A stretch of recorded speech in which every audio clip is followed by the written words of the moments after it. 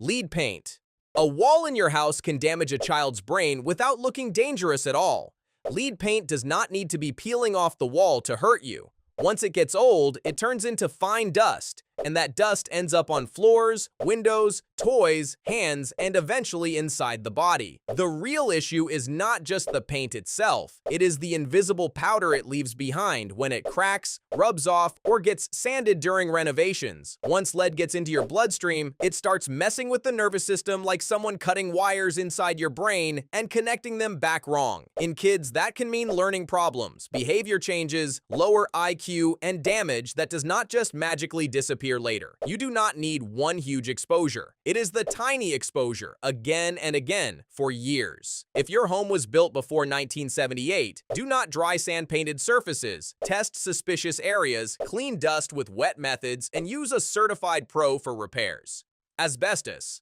A ceiling, pipe wrap, old floor tile, or wall panel can turn into a lung hazard the second it gets disturbed. Asbestos is dangerous because it hides inside older building materials, and when those materials crack, drill, break, or get ripped out, they release tiny fibers you cannot see, smell, or taste. Those fibers do not act like normal dust. Once you breathe them in, they can lodge deep in the lungs and stay there for years, almost like tiny needles your body cannot fully remove. That constant irritation can scar lung tissue and, over time, lead to diseases that are brutal and sometimes fatal. The worst part is the delay. You can breathe it in today and not feel the damage until decades later. That is why old asbestos is not just a renovation headache. It is a trap for anyone who starts tearing into an older house like it is some harmless weekend project. If you suspect it, do not cut, scrape, or sand it. Leave intact material alone, get it tested, and let licensed asbestos professionals handle removal.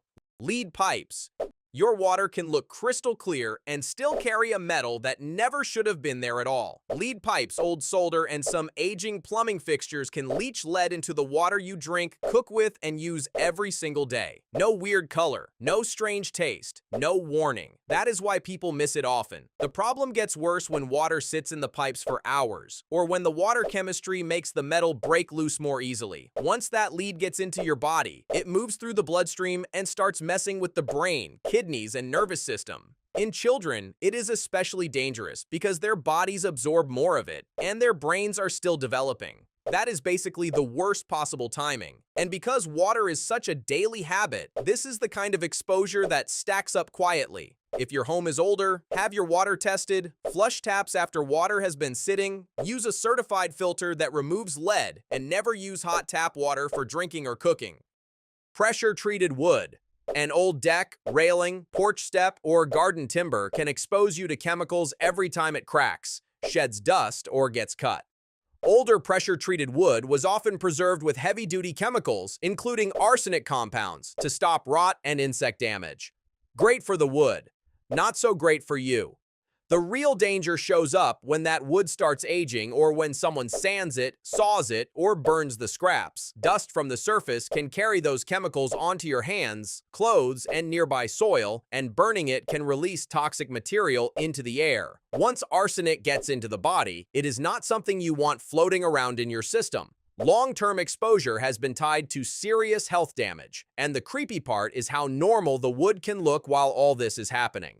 A lot of people treat old deck boards like harmless backyard junk. They are not. Do not burn old treated wood, avoid sanding it unless absolutely necessary. Wash your hands after handling it, seal weathered surfaces, and keep kids away from loose dust and splinters.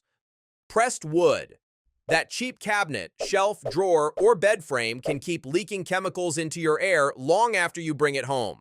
The concern here is pressed wood products like MDF, particle board, and some plywood, because they are often made with resins that release formaldehyde gas over time. This is what makes it tricky. You cannot always see the source because it is built right into the material. Formaldehyde slowly leaks into the air, especially when products are new or when the room is warm and poorly ventilated.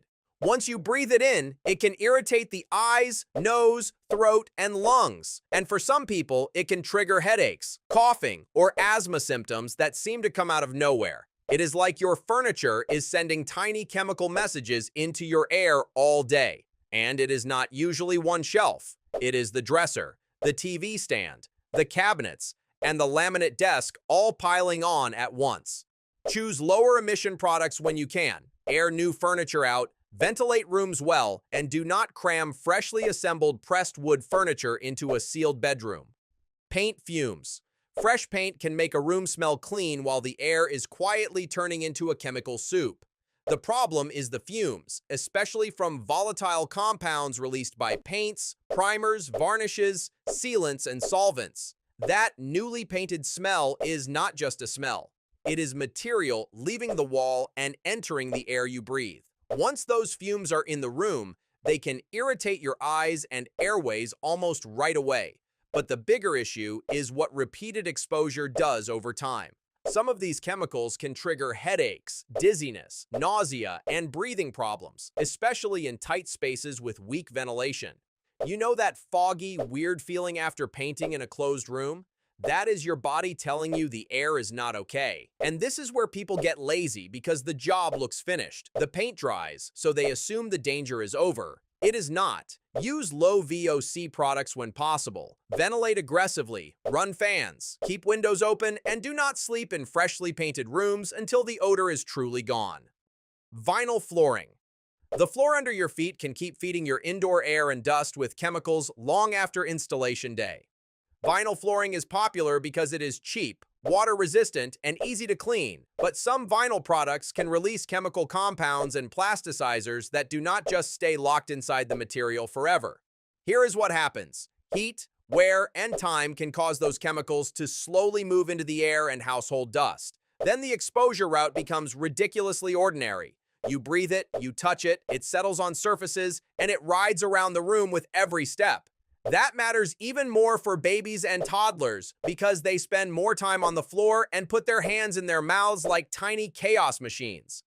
This usually is not the most dramatic toxin in the house, but it is the kind of low-level exposure that adds to everything else. If you are replacing floors, look for lower emission options, ventilate after installation, wet clean dust instead of dry sweeping, and be extra cautious with older or damaged vinyl that is cracking or deteriorating.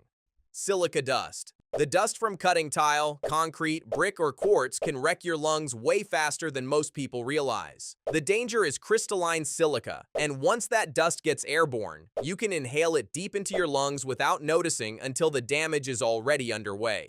This is not fluffy household dust. These particles are sharp, stubborn, and small enough to travel deep into the lungs, where they trigger inflammation and leave scar tissue behind. Over time, that scarring makes it harder and harder for oxygen to move where it needs to go. That is how people end up with silicosis, chronic breathing problems, and a chest that feels like it is slowly shrinking from the inside. Engineered stone dust is especially nasty because the silica content can be extremely high. One afternoon of dry cutting in a closed space can be a lot worse than people think. Never dry cut these materials indoors. Use wet cutting methods. Wear real respiratory protection. Isolate the work area and clean with a HEPA vacuum instead of sweeping dust everywhere. So which one of these would worry you the most if you found it in your own house?